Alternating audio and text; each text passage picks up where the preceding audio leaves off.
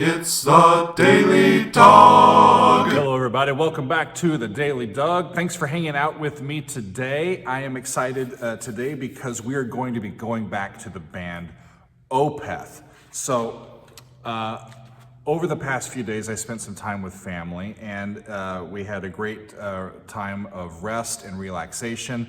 But we also shared music with each other, and my brother shared with me a recording of an Opeth song that he says, dude, you gotta do this one. And so this is for my brother, but it's also for all of you because we are gonna be doing the song Demon of the Fall. So the song is from their third full-length studio album, which is called My Arms, Your Hearse, which was released quite a while back. And what my brother has provided to me is a special rare release acoustic version of this song. So this acoustic version is from a 2012 performance in Stockholm, Sweden, and it is included in their the Book of Opeth EP release in 2016. And according to what my brother has told me and what I've read about online, this release, the Book of Opeth, with individually signed, versions of it, was released in very small quantities, and included on this release is this special acoustic version of Demon of the Fall. So what I'm going to do is we're going to listen to the special acoustic version first and listen to all of that, and then I want to go into the original studio recording and see how it is the same, how it differs, and how these versions are alike and how they're different. So that's going to be quite a bit of fun, I think. So, Demon of the Fall by Opeth. This is a rare acoustic rendering of this piece. So let's see what they got. Here we go.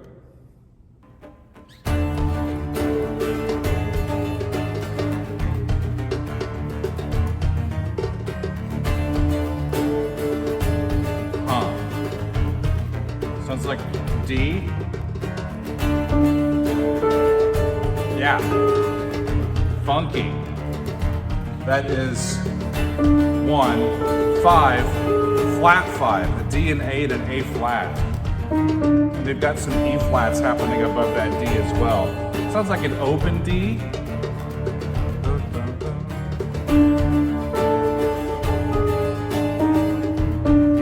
Cool. A symmetrical set.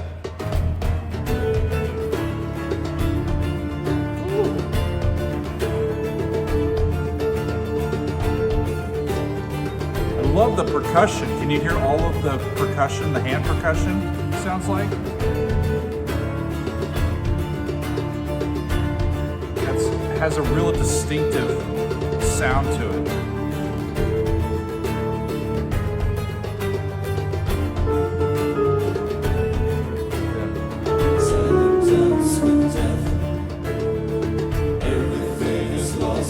Silent dance with death, everything is lost.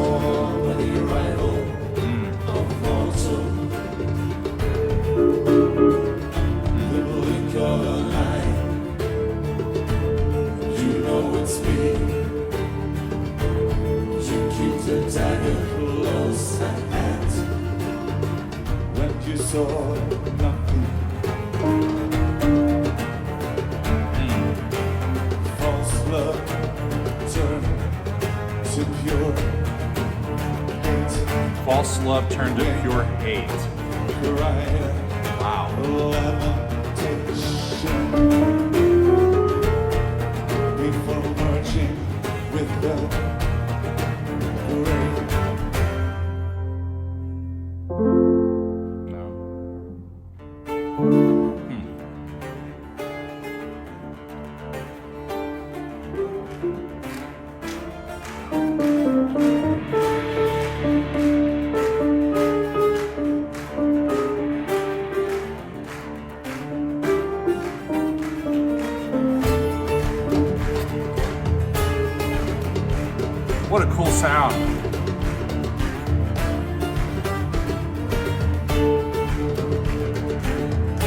Yeah, it's a descending line from the A down to A flat,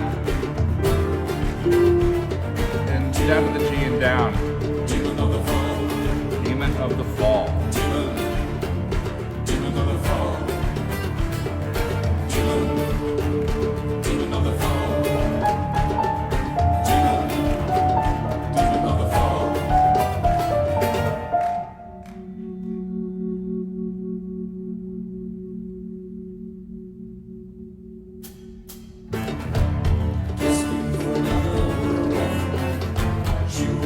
That was cool.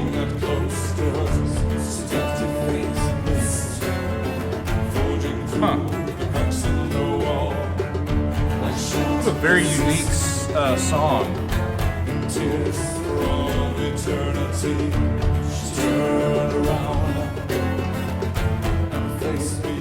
There's not much melody in the vocal line.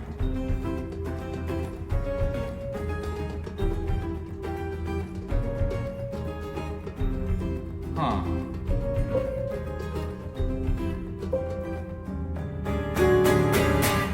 Huh.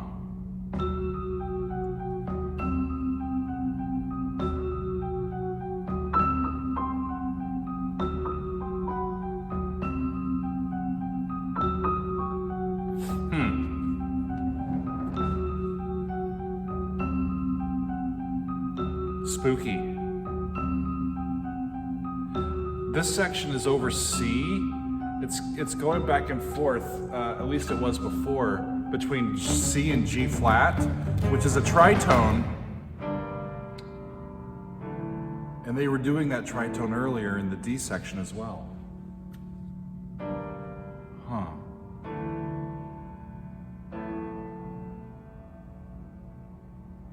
Run away, run away, run away. Run away, run away, run away. Just 1 second, when I was left with nothing, a fragrance still pulsating through damp air. That day came to an end, and she had lost in me her creator.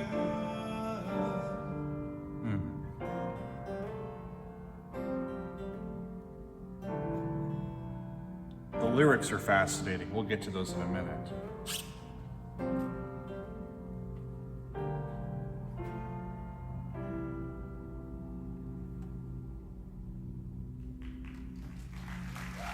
Awesome, awesome. I want to listen to a little bit of the ending, a little bit. I want another crack at those chords. I'm going to back up a little bit.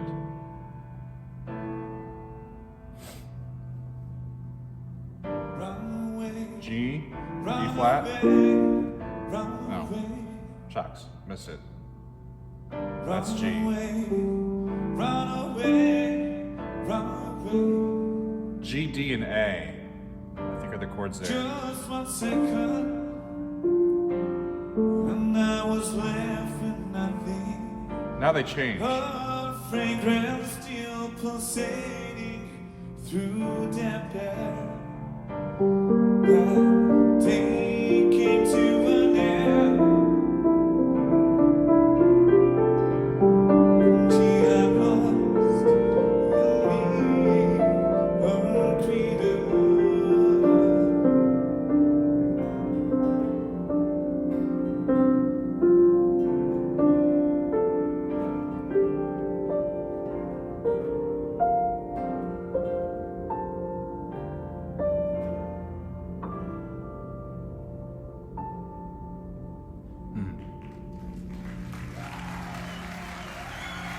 They never used that progression before in this particular song. And I hope that you can't hear the mowers outside that constantly cramp my style. You can't do anything around here without hearing some sort of somebody with a powered gas something making sounds all day. I'll get off my my rant. Anyway, how cool is that though? They hadn't used that progression at all. The whole thing was kind of in D, and using this, you know, that up to perfect fifth and then down a half step, and then they've got the flat second leading back to 1. I said that was a symmetrical set a while back. 0, 1, 6, 7 is also 0, 1, 6, 7 going down that way. And you could also plug that into an octatonic scale that brings that sound in there. Totally cool. But the ending, they went into a sort of G minor, and then that progression was G, B flat, F to D. Really dark, but more grounded or at peace with itself than the rest of the piece, which was hanging out on that tritone. But let's hear what the original version sounds like. This is probably what the rest of you are used to hearing. Let's go full screen, and this is the studio version of Demon of the Fall.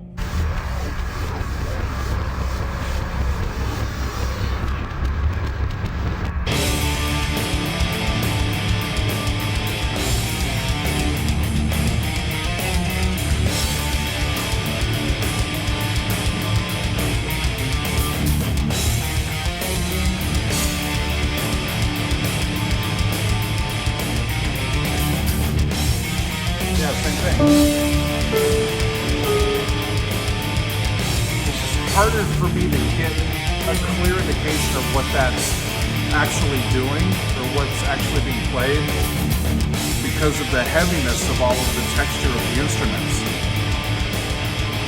With it being, with amplified guitars, that sort of stuff. The acoustic version was easier for me to make out. So far, I like the acoustic version better, but we shall see. Angst, a lot of conflict in these sounds, and aggressiveness in these sounds. And if it's connected to the lyrics,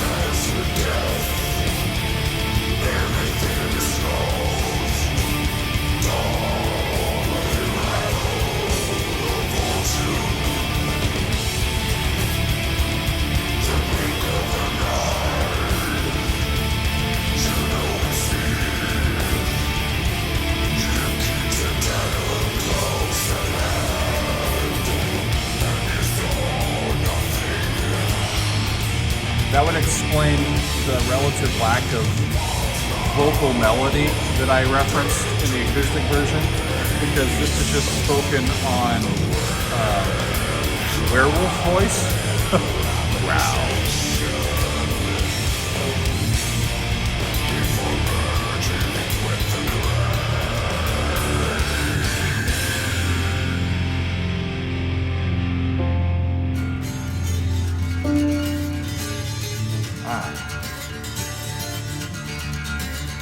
There's some of that acoustic stuff.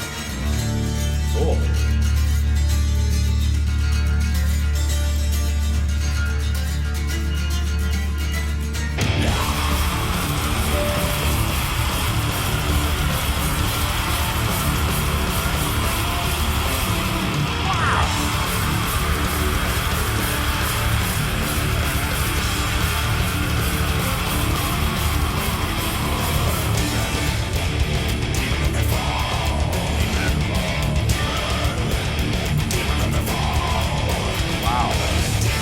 Takes on an entirely different level of intensity, and as an extension, a very different meaning, immediacy of what's going on.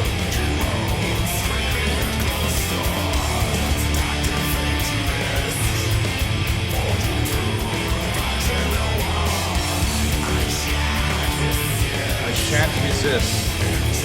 Tears for all eternity. she turned around and faced me for the first time.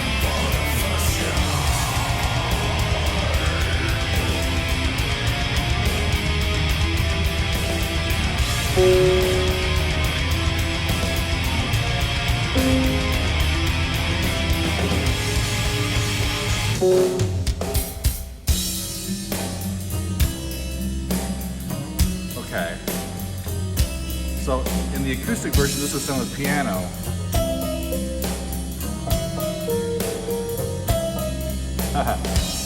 This time it's with acoustic guitar. I still can't figure the whole thing out. It's sort of a weird chord that he's got going.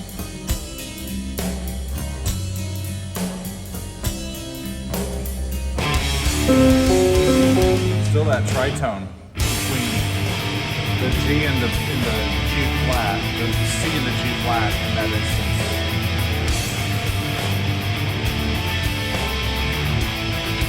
Okay, those ending chords.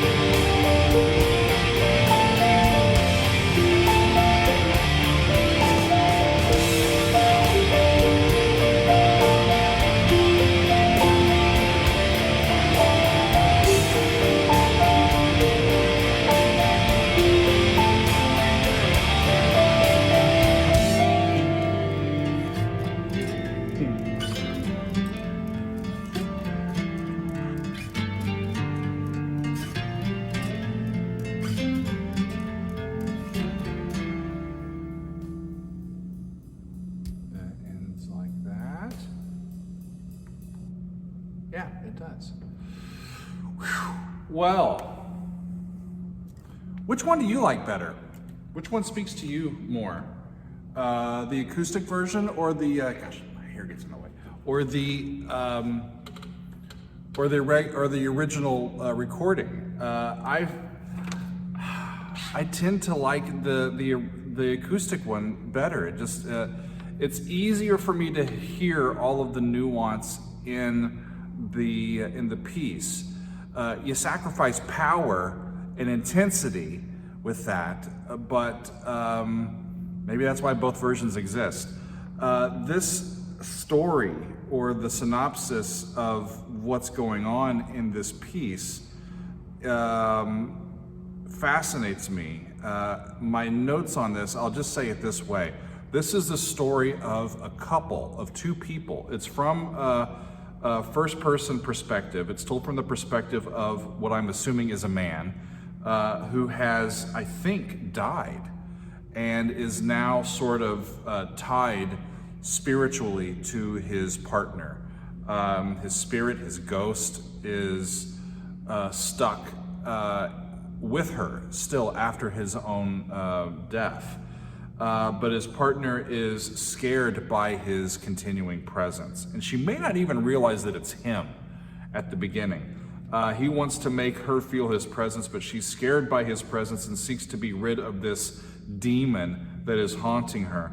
And then she finally sees him, or his ghost, here at the end. I shan't resist in tears for all of eternity. She turned around and faced me for the first time. And that's where it finally breaks out of that D modality, and it switches us into the toggle with C and G flat, which is really interesting.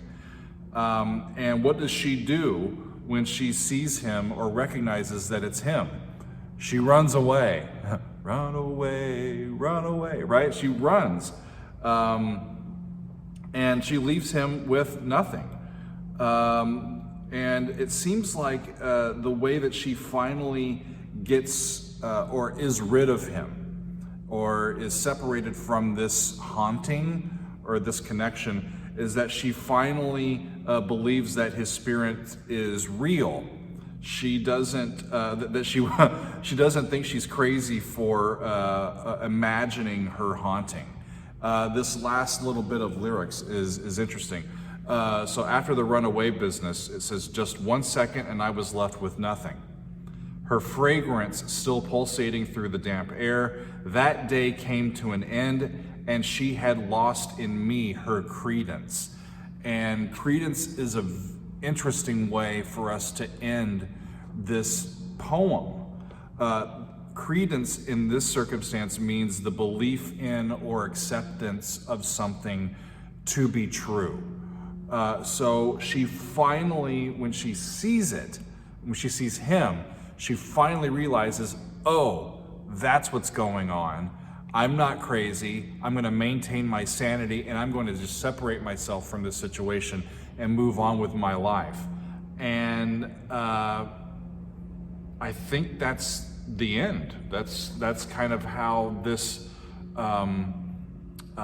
this piece comes to a conclusion with them being separated. And I don't know exactly why. If it's, you know, if they were together, why wouldn't she want to stay? I don't know. Y'all help me out with the backstory in this.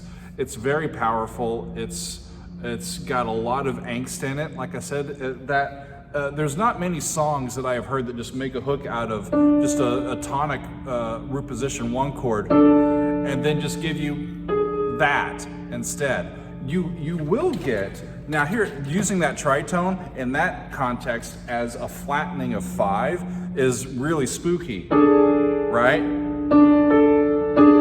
But if I was in a major key and I went there, it's hopeful, right? It's hopeful, but if I do,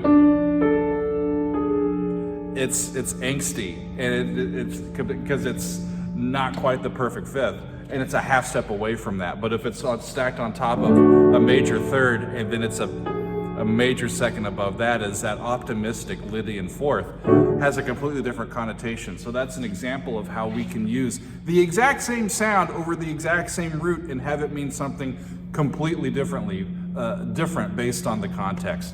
These guys will not stop running their mowers. And I'm sure you're probably hearing in the background. Sorry for that, but it's what happens when you're in a space that a whole bunch of people are also in. So thanks for hanging out with me today. That was fun to look at Opeth, Demon of the Fall, with a very special and rare acoustic version. I hope that you liked it, and I did, and it was fun to share it with you all. Thanks for being with me today, and we'll see you next time on another edition of The Daily Doug.